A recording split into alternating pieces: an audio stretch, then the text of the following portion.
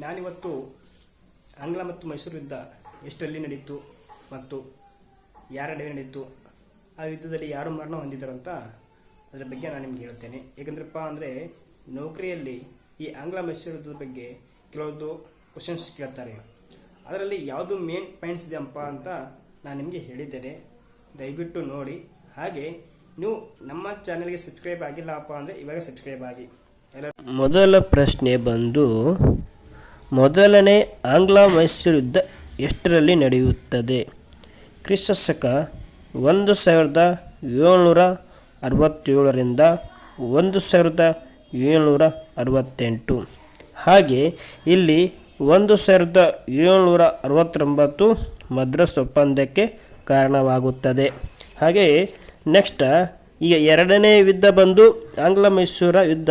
ಅದು ಕೂಡ ಎಷ್ಟರಲ್ಲಿ ನಡೆಯುತ್ತಪ್ಪ ಅಂದರೆ ಕ್ರಿಸ್ತಶಕ 1780ರಿಂದ 1784 ಈ ಯುದ್ಧವನ್ನು ನಡೆಯುತ್ತದೆ.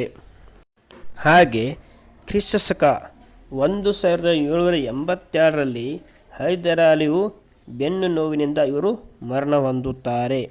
ತದನಂತರ ಮೂರನೇ ಆಂಗ್ಲ ಮೈಸೂರು ಯುದ್ಧವು ಕ್ರಿಸ್ತಶಕ 1790ರಿಂದ 1792 ಈ ಯುದ್ಧವನ್ನು ನಡೆಯುತ್ತದೆ.